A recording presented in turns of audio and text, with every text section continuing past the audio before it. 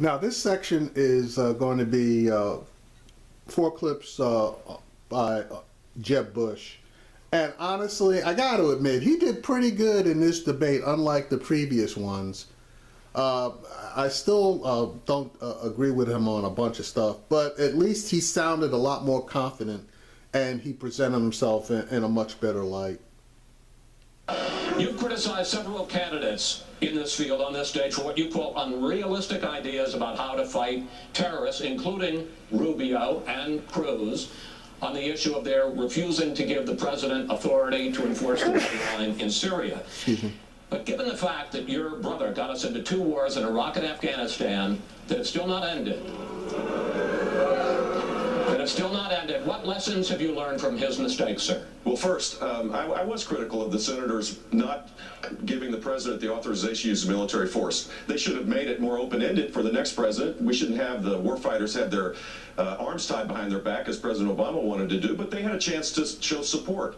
And it wasn't popular at the time. It became popular after the attack in Paris and San Bernardino. Now we hear the tough talk. Prior to that, in the Reagan Library, I gave a detailed plan exactly what to do as it relates to ISIS. And it is from the lessons of history that we do this, because if we allow this to fester, we're going to have Islamic terrorism, multi-generations of it, all across this country. The caliphate of ISIS has to be destroyed, which means we need to arm directly the Kurds, embed our troops with the Iraqi military, re-engage with the Sunni tribal leaders, get the lawyers off the damn backs of the military for once and for all, have a no-fly zone in Syria, and create safe zones to deal with the refugees, but more importantly, to train a Sunni-led force in Syria to take out ISIS with our support on the ground and air. That's what we need to do, and I laid that out prior to the crisis with the advice of a lot of people, including 12 Medal of Honor recipients that I'm proud that they're supporting my campaign. Senator? Now, that wasn't bad, except if he arms the Kurds, what's he going to do with the Turks? Because the Turks absolutely refuse to have the Kurds armed, because they got a bunch of Kurds in Turkey and then on the other side of the border. And Turkey is afraid that with the Kurds being armed, they're going to create problems within Turkey. So that's, but for the most part, you know, he had some fairly decent ideas. Let's jump to the next clip. You've advocated for statehood for Puerto Rico. The Puerto Rican economy is collapsing under unsustainable debt burden. Only about 1 million of its 4 million residents are currently employed.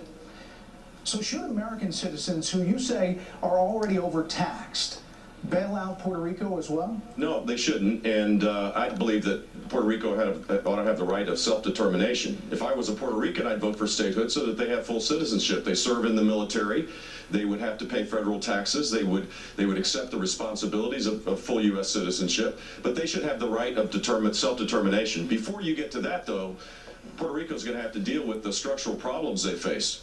You know, it's a fact that if you can pay for a $79 one-way ticket to Orlando and you can escape the challenges of a declining economy and high crime rates, you move to Orlando.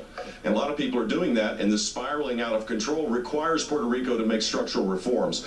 Federal government can play a role in allowing them to do that, but they should not. The process of statehood or the status of Puerto Rico won't be solved until we get to the bigger issue of how you deal with the structural economic problems they're facing right now. Now, that topic basically meant zero to most people in the U.S. And if anything goes down, Puerto Rico is a U.S. possession. So they can file bankruptcy, but then the U.S. government is going to have to step up to the plate and bail them out. So any which way you wash this one, this is a topic that should not have even been brought up. So let's jump to the next clip. Now, I'm playing this clip because I really enjoyed it. There was a really good back and forth between Jeb Bush, who was the mentor for Marco Rubio. Do you agree that Senator Rubio has not reversed himself on his immigration promise? Well, I'm kind of confused because he was the sponsor of the Gang of Eight bill that did require a bunch of thresholds, but it ultimately allowed for citizenship over an extended period of time. I mean, that's a fact. And he asked me to support that. And I supported him because I think people, when you're elected, you need to do things. And he led the charge to finally fix this immigration problem that has existed now for, as Marco says, for 30 years. And then he cut and run because it wasn't popular amongst conservatives, I guess. Here's what I believe. And I wrote a book about this called Immigration Wars. You can get it at $2.99 on Amazon. It's not a bestseller, I can promise you. There won't be any, you can get it. It's affordable for everybody. We should have a path to legal status for the 12 million people that are here illegally. It means come out from the shadows, pay a fine, earn legal status by working, by paying taxes, learning English, not committing crimes, and earn legal status when you're not cutting in front of the line for people that are patiently waiting outside. That is I think that's the conservative consensus, pragmatic approach to how to solve this problem. Go ahead, I'm trying to Senator. respond. It's interesting that Doug mentions the book. That is the book where you changed your position on immigration, because you used to support a path to citizenship. So did you. Well, but you changed the book and the book. So did you, Marco. You wrote a book where you changed your position from you wrote a book where you changed your position from a path to citizenship to a path to legalization. And the bottom line is this: we are not going to be able to do anything on this issue until we first bring illegal immigration under control. The American people have been told for 30 years they're going to enforce the border, they're going to build the wall, and it never gets built, and it never happens. It is very clear there will be no progress on this issue in any way, shape, or form until you prove to the people of this country that illegal immigration is under control. And when I'm president, we are going to bring it under control once and for all after 30 years of talking about it. Marco, he brought up my name. I have supported a consensus approach to solving this problem wherever it came up. And then 2007, it almost passed when my brother was president of the United States. A bipartisan approach got close. Barack Obama actually had the poison pill to stop it then. And when you led the charge with the Gang of Eight, I supported it because you asked me to. I think it's important for people in elected office to try to forge consensus to solve problems. There's never going to be a perfect bill. But when you didn't do that, and you asked people to support, you shouldn't cut and run. But Megan, you should stick with it. And that's exactly what happened. He cut and run, and that's a tragedy, but because Megan, now it's harder and harder to actually This will solve be the this last problem. one. There's not going to be any approach. I love that one. I put that in there because that was a really nice back and forth between Bush and Rubio. And Rubio got caught, especially since he was the sponsor for that Gang of Eight bill. Okay, anyway, I'm going to jump to the next clip. Now, this section is Bush basically commenting on the woman who was a military veteran and is concerned about Islamophobia.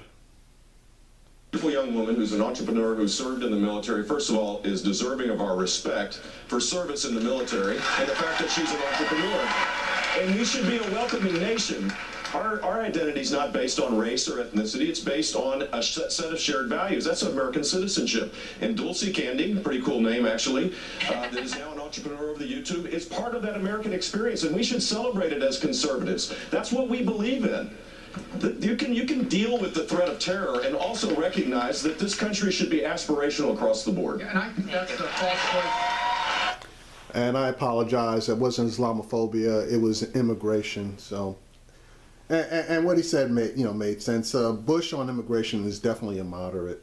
All right, let me jump to the last clip on Bush. Here's the last clip on Bush. I'm Nabella Noor. I'm a Muslim American born and raised in the U.S. who creates beauty and lifestyle videos on YouTube. In 2015, the number of hate crimes against Muslims in the U.S. has tripled. And on social media, where I spend a lot of time, I've seen many attacks directed towards fellow Muslims. This culture of hatred is only driving ISIS to radicalize, recruit, and incite violence. As president, what would you do to address this toxic climate and promote increased tolerance in the United States? Governor Bush, how do you answer Nabila?